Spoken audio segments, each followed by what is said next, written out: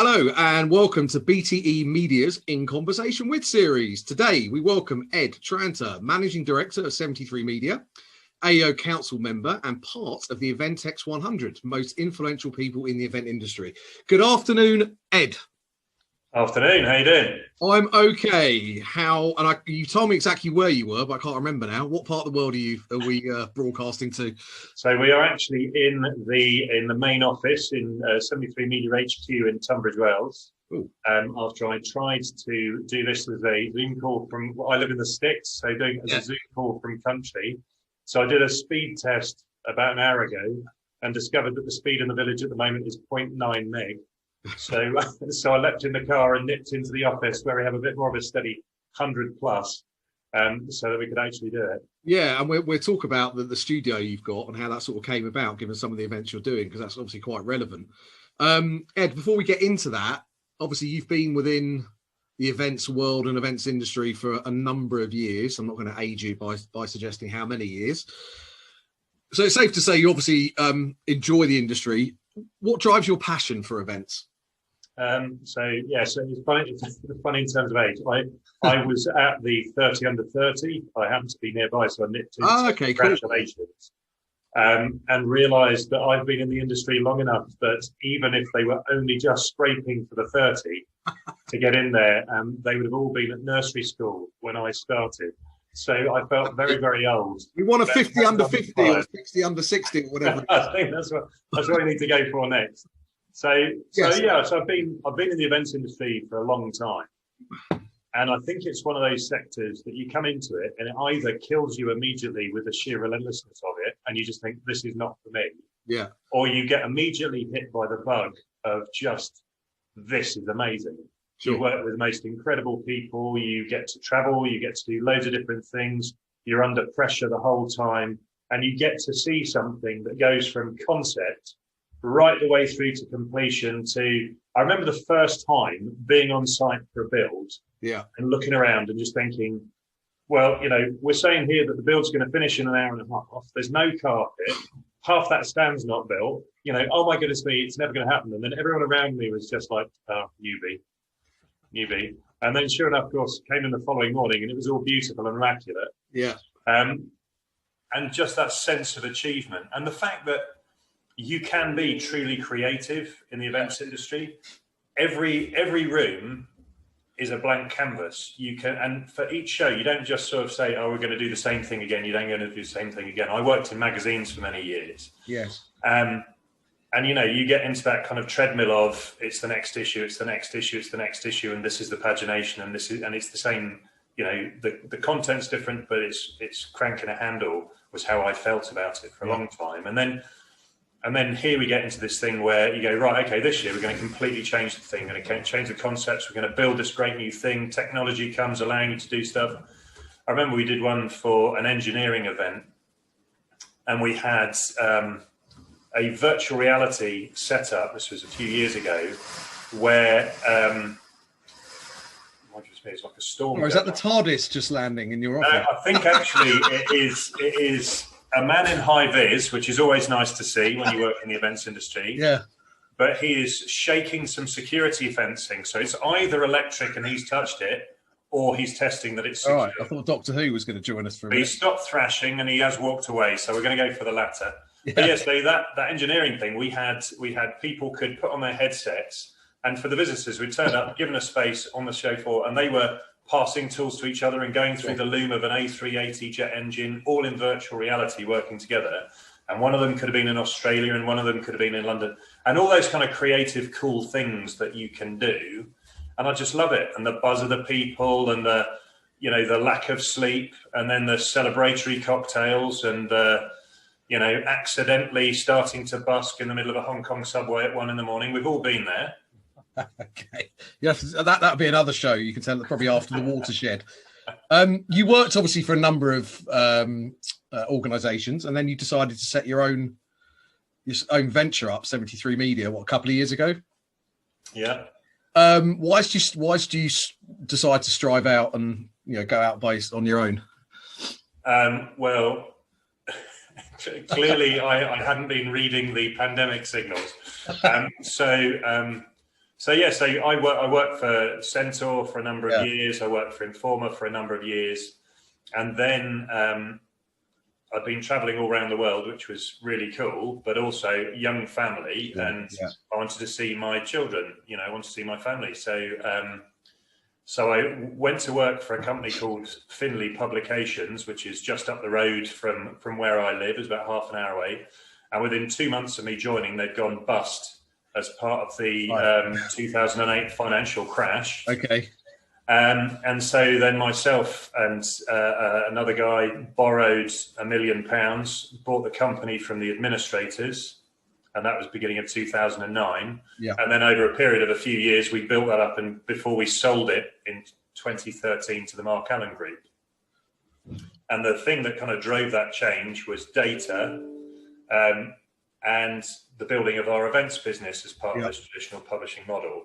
And then from there, I launched MA Exhibitions for the Mark Allen Group, and we turned that over a 4-year period into, at the time, the biggest company in the group and multi-award winning, and it was all very lovely.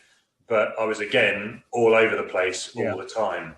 And so I just, my wife said to me, I thought when you sold the company, I thought the point was that you would be around more, not even less, which was a fair point, well made. So, and also I just wanted to I'd got to a stage where I wanted to do events how I wanted to do them, and do the events I wanted to do, and have a bit more kind of balance of life. So not this kind of semi-retirement. We work pretty hard, and certainly in the current climate, everyone is working at 200 miles an hour, but to do things in a certain way. And so, I left there having really enjoyed it, and with a great company and working with great people, and then decided to set up 73 Media as an organizer and an agency. So we've always had that kind of two sides to our business, which has proven to be incredibly beneficial during the process and the experience that we're all having at the moment with the pandemic. Sure. But yeah, so we've launched our own events, and we work with other people. So we work with charities, associations, other organisers, media companies to run events on their behalf. Sure, and we will come on to those. You've obviously said that you've worked across the world in many different locations. In your opinion, what are the main challenges of running events elsewhere, if you like, in different territories?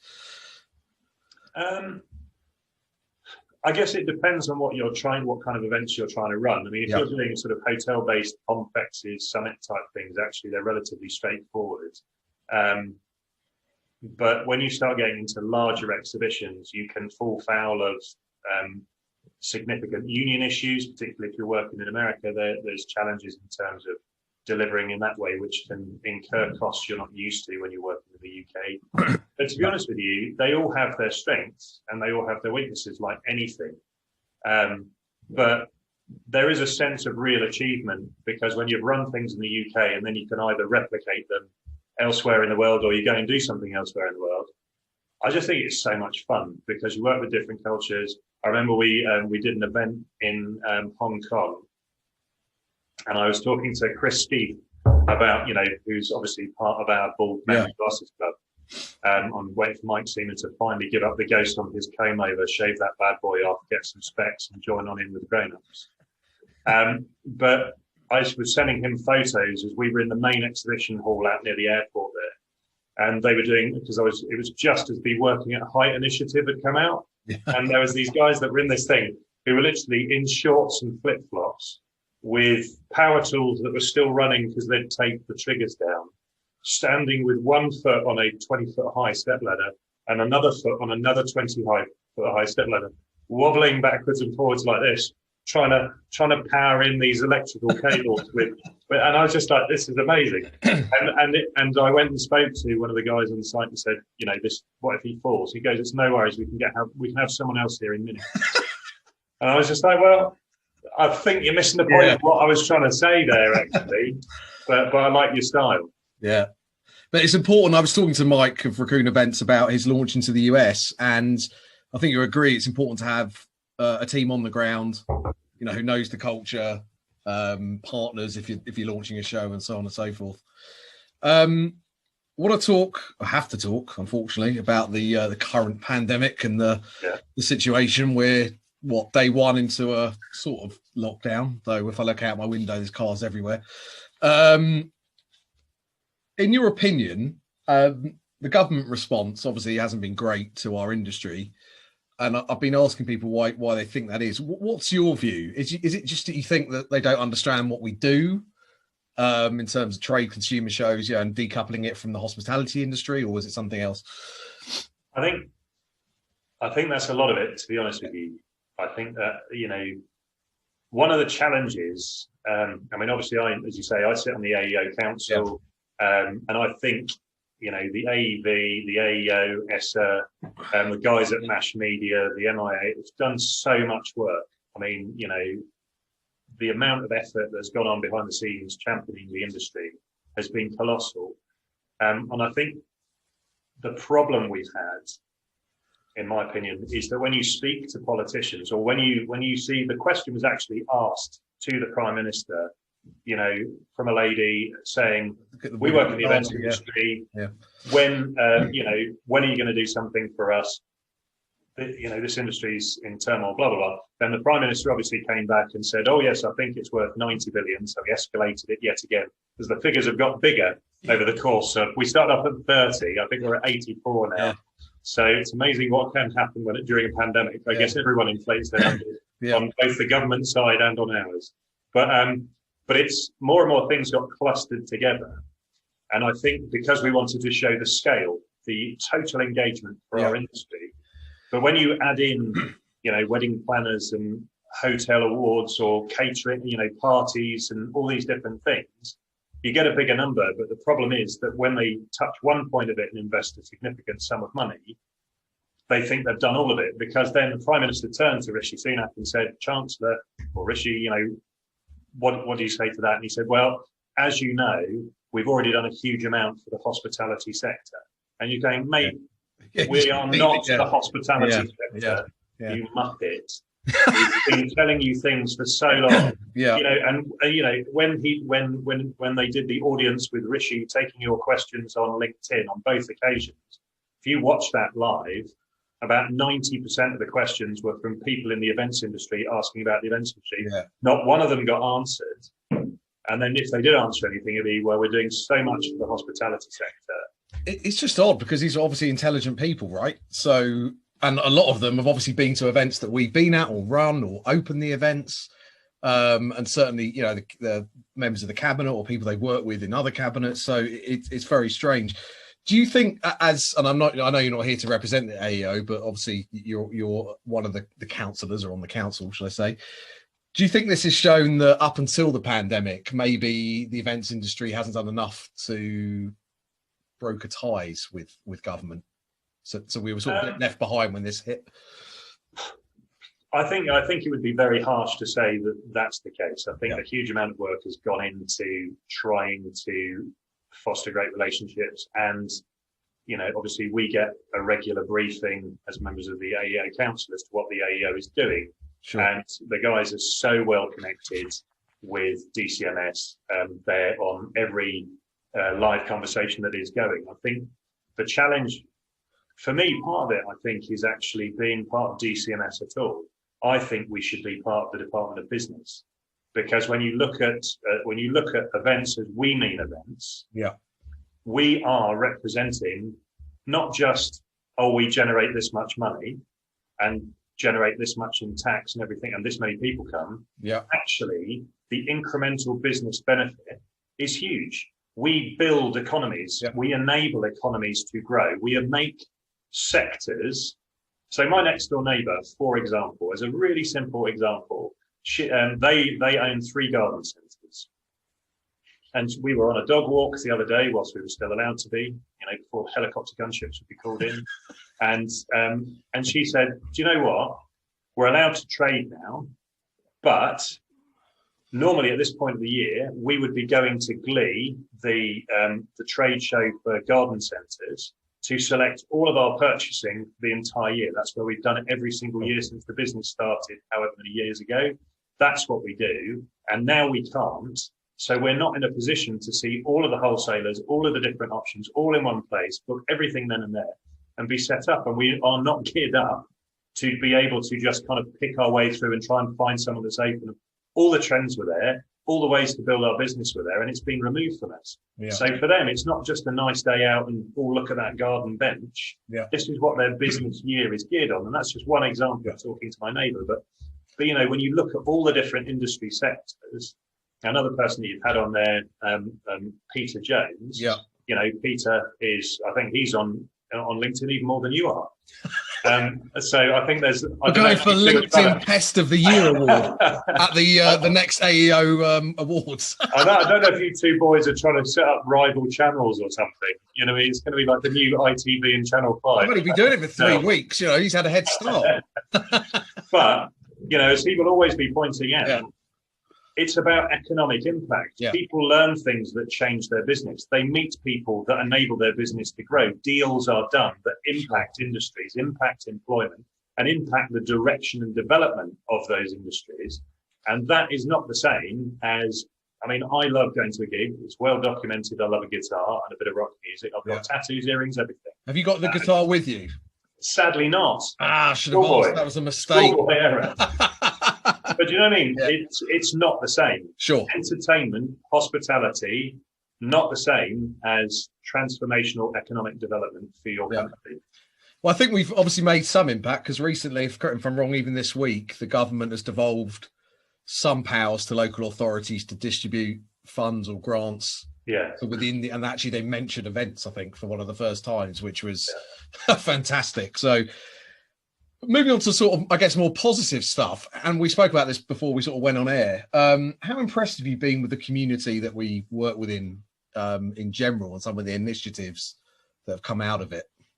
I guess in lots of different industries, people will say, you know, I work in an industry that's like no other industry in the world, but they're wrong and I'm right. So the events industry, I think the sense, as you say, this pandemic has knocked everybody for six. Yeah. You know, there's no point, you know, oh, great news. I mean, it's not great news. There is no great news to tack to this. It's been devastating and it has been incredibly hard to see friends being available for work, jobs being lost, all those things is tragic, especially, you know, I've been in the same situation in my business where people, I've not been able to keep everyone, even though they're brilliant and I want them to be here, just we can't do it. But what has been amazing throughout all of that for me is the sense of community and pulling together the desire to see everyone get to the other side. People, it's a bit like that Burger King advert that did the rounds on social media in Paris. So they've had the lockdown and Burger King ran an advert saying buy a McDonald's. Go McDonald's, yeah. And it's a similar sort of thing. Everybody wants to help everybody else. People trying to put through people reaching out and saying you are not alone. If you need a chat, if you want to engage, then please do get in touch. So I think things like if you look at Lou at Event Shapers and the Ops Nest stuff, that's been incredibly strong for us. It's great to see her now rising to that position as chairman. But also Eventwell, I think, is a hugely important initiative, something that we have supported, and I would advocate everybody to go and support that because it's the silent pain. It's the people that aren't able or don't feel capable of asking for help, either because they're embarrassed or because they just don't know how to, or they're so crushed within themselves. Mental health is a huge issue. And I think that we should all be championing that and helping people wherever we can. Yeah, absolutely. I mean, it's a hard one to measure as well, isn't it? It's got a lot of intangibles because you don't know what people are going through. And obviously we post stuff on social media, and typically on social media, you try and portray the best. Everything is awesome. Well, I'm not sure I wanted to see that, but that it was good. That's just thrown me completely now. Sorry about that. Sorry. But yeah, I mean, I think a lot of the initiatives that we've seen have been fantastic. Do you think it will last though? You know, we're all in it together. As you said, Burger King telling people to buy McDonald's. you think that's going to continue, or do you think we'll go back to I think, fighting before? But I think there'll be a natural balance to it. Yeah. Because at the moment there is a degree of hiatus because people can't do the things that they're wanting to do. Yeah. Events, it was right. Well, by the autumn, I mean, we were basically going to run a year's worth of events between like October the 1st and the end of November, weren't we? But it's just like we're going to run 427,000 events this week. Yeah. Then next week, clean up from those and do the next load. Yeah. And then of course that became obvious it wasn't going to happen. Now we're in a second lockdown of no real fixed, understanding and time frame really. And venues are shutting for longer periods, and then we're into 2021. And so during that time, people are evaluating their businesses and what they're going to do. But I think there's more of a time of, we just want an industry on the other side of this. We need an industry to be on the other side of this. However, once the industry gets back and the opportunity to trade is there and everything else, then I imagine that everyone will get focused in on their own businesses and rattle through to do the best they can to come out the other side of it themselves. But whilst there's a time of, if you look at suppliers, we've lost so many suppliers. Yeah, we've lost, and they for me remain. When we talk about the events industry or we talk to government, it's actually the supplier industry that concerns me the most. Yeah, because organisers can pivot. We're all now doing digital offerings and things like that. Point. Yeah, but a supplier, if you're a stand building company or a signage company, and it's all right because we own the brands, so we've got the data and the brands, and we go and pivot and do this. What do? They don't. Having to be delivery drivers and logistics and all that sort of stuff, which is completely outside. You've got these great companies that we've all worked with for years that we know to be really, really good who are struggling. And for me, the government does not get the impact of if you put it in so one of my industries I worked in for a long time was manufacturing and engineering. So if you put it from the perspective of a Rolls-Royce engine or a Mini motor car that we produce over here. Rolls-Royce don't just sort of sit there and build all the parts. They have a supply chain. And it doesn't matter how enthusiastic they are to put everything together and say, here's your finished engine. If they don't have the people behind them doing all the work and building all these different things, there is no engine. Yeah. And we're in the same position. It's all very well. I can say, right, we're going to do the One Earth show. It's going to be the NEC. That's brilliant. Yeah. That's me done. And that's the venue done. But who's building it? Who's putting the carpet in? Who's providing the furniture? Who's doing the signage? Who's doing the risk assessments? All these different companies that currently cannot do things. Yeah. If we don't support them and encourage them, and if the government don't get behind them, when we come back to run our 427,000 events in a week, there's no one there to want to do it. So you mentioned the One Earth show and obviously your business. How are you trying to plan at the moment? Because furlough's been extended to March. Now, for me, that's a double-edged sword. Okay, it's good. There's a safety net. They're also sort of showing me that government are worried, or even more worried. Only going to be till the 2nd of December. 100%. Yeah. So, as a business owner, what are you do? What are you doing at this time to sort of plan for the future? So the One Earth show was actually supposed to happen last weekend. So it didn't, and we'd moved it to February. Yeah. Which has now moved back to October next year. Yeah. So, we've done what I guess everyone's doing, which is, do we believe that there are going to be events in January, February next year? Yeah. I would love that to be the case. I've moved mine now, but at the same time, I would love that to be the case for all those people that have got big events in Q1 and want them to happen. And I want them to happen for the industry, for them, for everything. Yeah. But realistically, when they extend furlough to March, you're kind of sitting there going, yeah. Suddenly you're getting generous? Yeah. That seems a bit unlike you in comparison to what's been happening up to now. So it kind of suggests that they're not convinced it's only going to be 4 weeks. For us, we've had it's been a really challenging time. If I was reliant on the organizer side of our business, in all honesty, if I was reliant on that, I don't think we would be here. Yeah. Now wouldn't be, I don't think. But because we had the agency side of the business, running events for charities, for associations, for corporates, and for other media owners and other event organisers, we have built up our business. And we, you know, my hated word of 2020 is the word pivot. You know, but we made that move pretty early, and we've invested in kit, and we've done all these different things. We've got a small studio now, and so we're there running virtual events for other people and running work for other people, and that is what has bankrolled the business. So at one point, I was looking at when it was apparent I wasn't going to run any physical events from February onwards. I mean, I was doing a site visit for an event in Miami Beach on March the 18th. Right. So I was sat there going, yeah, I'm not sure that yacht's quite big enough for the evening party on day one. We'll do another lap of South Beach though. And oh, lovely. Right. Thank you. So that was the 18th. On the 20th, I was at the airport desperately trying to get out of the country. Yeah, I was in Excel on the 18th. We were very similar then. For one of our tech shows, I was handing out hand gel. So that was interesting. So, you know, and that's where we're at. But you kind of look at it and you're just saying, right, well, that's, you know, we wouldn't have been able to get through doing that. And so we were looking at tens of thousands in losses per month if I hadn't changed the business model and changed how we did things. So we did what everybody did, which was we moved, we deferred, we pivoted, we had to cut costs where we had to cut costs. And as a result of that, you know, we're now in a position where we have a decent amount of money in the bank to protect the business, and we will get into our financial year end is December, and we will actually now show just about a profit. Good.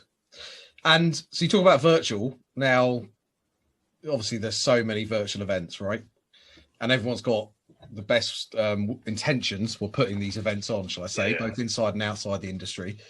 So you've obviously run now a number of events for other businesses, and you've run obviously the virtual rugby show.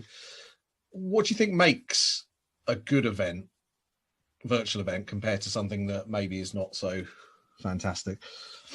I think there's a few things. What the most obvious one, which you still see, which just makes me cringe, is great news. Our physical event can't go ahead, so we're running it virtually. You're not running it virtually. You cannot possibly replicate a physical exhibition and just dump it online. Well, there's our program, so we've already got a program, so that works. Bang. Yeah. It doesn't work. It doesn't work, and actually, all it does is undermine, I believe, the brand buy-in to the physical event.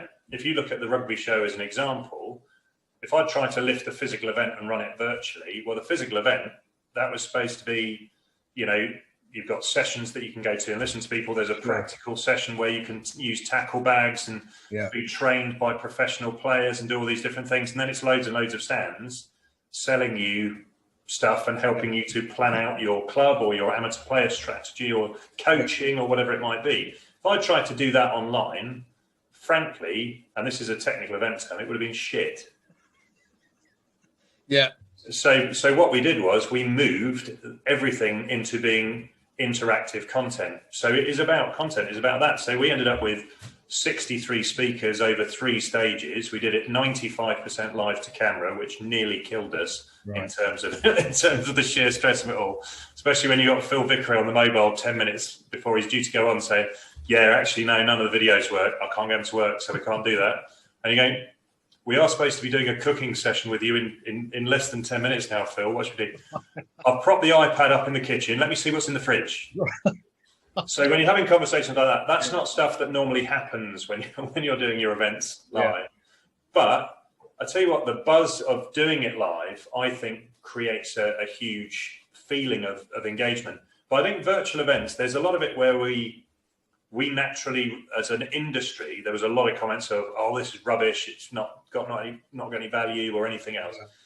To start off with, because I think everyone was very protective of what we believe in. And I believe you cannot replace physical events with virtual ones. So I think the engagement, the ability to build your business, communication, All of those things cannot be replicated in the same way.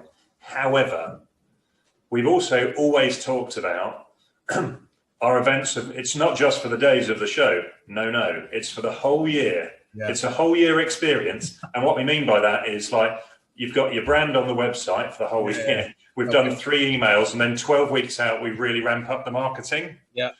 Whereas now you can actually provide valuable content in a different way over a 12-month cycle to support the build to your physical event in a way that probably outside of a pandemic, we never would have looked at it in that way. Yeah, so it adds real value. Come from it. That's possibly a good positive that's come from a poor situation. I think you're right. People are now talking properly about building online communities. I think that's a difficult thing, actually. I think that's a dangerous trying to build an online community. It depends what you mean by that. If you want to build a platform that engages your particular vertical market and stays in touch and they can dip in and out of, I think the expectation that we can create something where everyone in the industry goes to it and you know, they're always there, in my experience, it doesn't happen. Yeah. You know, we tried to use for the rugby show, for example, we put all of the speakers, and we were looking at Slack and all these different things to be all very businessy, and you know, so all of the speaker groups can communicate and do all these different things. And actually, for a lot of them, they're going, do you know what, mate? I can't be bothered. Can we just not use WhatsApp? Yeah, I think you're right. We all understand it, and they want what they want when they want it. Yeah. But they don't want to be, I want you to be part of this. It's like, I'll dip in when I need it. Yeah. I think the meeting part of virtual events has still been a challenge because, you know, if you want to meet somebody, you want to talk to them, as you said, there are other ways of connecting with them. And I guess, what do you think the events of the future are going to look like once we can put on physical events? This word hybrid is, you know, again, is up there with pivot as the most used word of 2020. What does that mean to you, if anything? I think there aren't really many true hybrid events that I've seen that have actually happened, because by the time people started talking about it, everything got shut down anyway. Yeah. But in the truest sense, where this really is a physical event and there's an audience dialing into what's component parts of it, which is how I would understand hybrid. I think the regulations will dictate what events in the future look like, but at some point, and I think rapid testing is seemingly the most sensible route to getting our industries back on track and back into meeting. But I think the events of the future will be, as soon as we can go back to having fully immersed live events where we get loads and loads of people and we do loads of creative things with them, and content evolves and how that's delivered changes, but we were doing that anyway. Yeah. You know, nobody still has the same trade show that they had 50 years ago. Yeah. It's moved with the times. However, I think as soon as we can get back to that, I think people will want to get back to that. People want to meet. They want to, you know, there's a reason that 500,000 people turn up at Bournemouth Beach, much to my mother's disgust as she lives there. She stood in the garden apparently tutting and wagging her head at them, which I'm sure is the reason it wasn't 800,000. Yeah. But you know, those kinds of things, it shows people want to be out. They want to connect. I mean, if there's one thing that a relentless sea of Zoom meetings and everything else has shown me, this is not the future. It just isn't. Thanks. It's not the same. I think, well, no, I mean, obviously talking to you is totally different. It's like looking at it's like seeing myself in a few years' time. Ooh, the punches keep coming. What about, I mean, do you think people will still, so we come back to community, I guess if people really want to consume that content, whether it's rugby, whether it's running, whether it's something else, whether it's a business show, you think people will still be mobilized enough to, or incentivized enough to want to go there? Yeah, well, I mean, if you look at it, I know people think that, you know, they probably think that Mike's just behind there and that the two of us can't go anywhere without being together. And that's part of that's true, I guess. But if you look at his shows, you know, he launched the outdoor show during the middle of the pandemic. Yeah. I mean, and forgive me if I got the numbers wrong, but it was something like, they sold something like 23,000 tickets. Yeah. You know, in the middle of a pandemic with no end in sight. At that point, there was no, oh, we're coming out of it. It was stay there forever if I tell you to. And still, 20-odd thousand plus people bought tickets because they want to go to an event. You know, that is a telling. Yeah, I think you're right. I think that's good for special interest. My concern would be the more broader trade shows, which may be complementary to get in, rely on that sort of volume. And that, I think that's potentially a challenge going forward if you haven't got, you know, such a tight knit community. I think B2B, it depends as ever. It depends on the learning that's available and the reasons that you have created to make it essential to turn up. You know, if you talk about, I don't know, critical communications or technology or like emergency services or any of these different shows that are out there in B2B, manufacturing and engineering, there is an enormous amount to learn that you can't get elsewhere. You have ability to meet your peers and you know that they're all going to be there. Those kinds of aspects, actually, it's a marketing job like anything. I think there will be a short period of time until people are sure that they are safe, where there will be travel bans in certain markets where it's more prevalent, where the companies are saying, like in Silicon Valley, where they're all saying, well, no one's going anywhere, no one's doing anything. But I think a large proportion of that is coming mostly from big American companies. And a lot of it is because they know that the first person that they send that gets sick, they're on the receiving end of $100 million lawsuit. And they don't want to be the first one to go through court. Yeah, I mean, Sean, hopefully that's where virtual plays a part, so people from a delegate or an attendee perspective can still consume it. But I think you're right, and actually it will force organisers to up their game even more in terms of delivery of unique content, right? Because, as you say, putting something on which maybe they can get somewhere else, and someone might say, oh, I might go there, is probably not enough anymore. People are going to have. I think it will impact I go every year. Correct. You know, and that's their only reason for going. I think absolutely that will be. And there will be a challenge, I think, to some of the mega shows that have historically had exhibitors spending, you know, like Mobile World Congress. That will be an interesting one for me, because you've got huge, great companies that have traditionally, there's a degree of it being a bit of a pissing contest, and they've always done it. And now they'll have had a year, possibly 2 years of not doing it. And so then what did I get for my 10 million euros I spent on this, that, and the other? And will it contract? So things like that. But I believe, you know, necessity being the mother of invention, we end up in a situation where when we're up against it, it's when the best creative ideas come out. Yeah. And the people that think about their business, understand their market and provide what the market wants, people will still come. Can you tell us about the One Earth show? I know it's a while away, and hopefully I'll speak to you before that again. But where did the idea come from? You know, what sort of part does it play in that space? So amazingly, the original idea came from my children, actually. Right. You go about your life, and you know, we do all the things that, you know, middle class people do, which is go to the local farm shop, which is all locally sourced, absolutely wonderful. We recycle everything. I have chickens. You know, we do all those good things, and you know, of an evening we'll be sitting watching The Crown and making our eco bricks. You know, that kind of stuff. So what a life you lead. It's pretty glamorous, but taking aside, my daughter was doing forest school, and she was learning about palm oil, which I'd never even really thought about or heard about or anything else. And then about 5 a.m. on a Sunday morning, I heard all this clattering and banging downstairs in the kitchen. Came downstairs, and she had taken every single item out of the cupboards and checked each one of them for palm oil, and everything with palm oil in it, which turned out to be pretty much everything, was by the bin. And she said, you know, we're killing orangutans, Daddy, we're destroying the world, and this, that, and the other. And she wanted, you know, she was looking to me to help lead her in this charge, and I realised I didn't know anything. So I started to try and look up on how to do it. And actually, if you're just a normal consumer trying to be more sustainable and you look at it, you get so much conflicting information, so many confusing information. You know, it's like plastic's bad. You actually know sometimes plastic's not bad. And actually, there are no absolutes. It's quite a meandering path to get to the right thing. And so naturally, after 2 decades plus of all this, I looked for a show that we could all go to learn about it. And there wasn't one.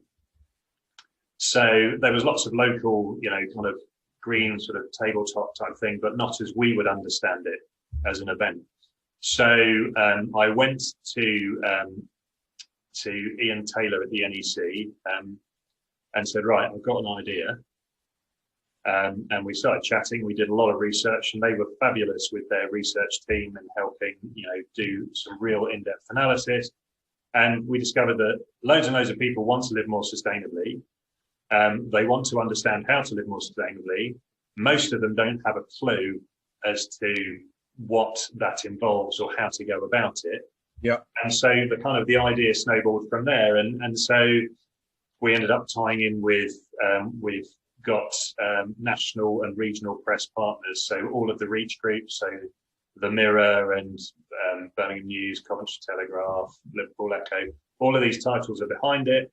We're working with Greenpeace supporting it, and Woodland Trust, and that's a day out for the family as much as anything else. Right? So the idea is that you come in to the show, and as you arrive, you'll be presented with a leaf which you drop into an area, and we plant a tree for every single person that attends in the One Earth Forest. There are already 10,000 trees planted in it in Tanzania. And then when you come in, the idea is that every stand for people selling products is you can be sure that if you do the things that they're saying or buy their products, you are making a difference. But it's also I didn't want it to be just for people that economically could afford it. So it's also about making sure that there are sessions on upcycling or just learning how to consume differently. And so that there's all this different content, and then we'll have hosts and key speakers and people to inspire and innovate and excite. Fantastic. But I guess the other challenge of putting on a show like that is that you have to be whiter than white in terms of your own production of it, right? So the stands and the stand bills has to be sustainable and yeah. So we are working very hard on, because that is one thing, the events industry isn't always the best. Yeah. So we are working hard to make sure that it's a carbon neutral event.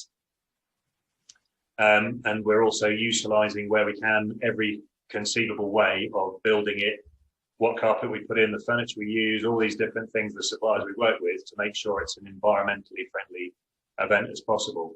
But, you also, outside of that, you can't underestimate the impact that it has educating an audience. The idea is that if you can just make one change to your life as a result of going, then the impact, it's a bit like Greta always talks about. People complain about the fact that she gets on a plane, or her staff get on a plane to support her. Yeah. And so it's the carbon footprint. But the point is that when she gets to New York and speaks to a government, the impact that she has far outweighs any carbon footprint that she's left in getting there to an infinite, amount. Won't be you and your team won't be walking to the NEC from Tunbridge Wells. No. I mean, I won't be walking. Obviously, there'll be some form of sedan chair, and I assume that I'll be sat there to save as much as I can, and then they'll each take a corner. I guess I don't know how it'll work. And we look forward to seeing how it develops. Just finally, in terms of leadership at this time, obviously people are, with staff having to do Zoom calls, work out how to best manage them. We were in the office, we weren't in the office. Now we're encouraged to go in the office or not, or whatever. How have you managed? What makes a good leader, and how should people manage at this time, do you think? I think by being upfront. Yeah. I think communication has never been more important than it is now. Yeah. And being honest about the state of the business. So in our team meetings where we kind of get together, everybody knows where the business is at. I've shown them the budgets. They know what the bank balance is. They know what we've got going out. We know what we've got in terms of a pipeline of business. Everyone is clear about what the expectations are, and everyone is clear on what their end goal is. And the end goal, obviously, is to we weather this particular storm and we come out the other end stronger. So we've talked about. So we did it wasn't a rebrand because we kept the logo, but we completely restructured our website and all the communication and how we did everything and our targeting for business in terms of building for the future. We've used downtime where there has been downtime to look at all of our operational processes, but we've all done it together. So everyone's given their viewpoints. And, at the end of the day, how if we disagree on something, I say, right, this is what we're going to do. People have time to talk me round. But once we've done it, we're all committed and we're all in it together. But I think if we all say that it's a long, if we do a Boris, it's a long journey ahead. I want all of you to work together. Go to work, don't go to work. Stay at home, don't stay at home. And do all that sort of stuff. Then all that's going to happen is you're going to become a meme and everyone's going to think you're a bit of a wanker, which is kind of what's happened to Boris. But if you get your team together and say, right, we don't know where the end date of this is, but this is where the business is at. This is what we're trying to achieve. This is how far along. And it's about markers in the sand to show where the journey has got to. Look at the progress we're making. Because you can have weeks where it's really, really tough and everyone's working flat out. Yeah. And they feel like progress isn't happening. But if they can see that we've moved from there to there and the goal is still in sight. So communication, honesty, and just working together. And I think, and also rewarding people, giving, if you can't give them money, which obviously in the current climate becomes more difficult, do other things, and socialize, make sure there is human contact. Even if it is virtual, make sure people don't feel isolated and left out. That's where the difficulties come. I think that's a good point. My final question that I ask certain guests, if I think they're up for it, I think you might be.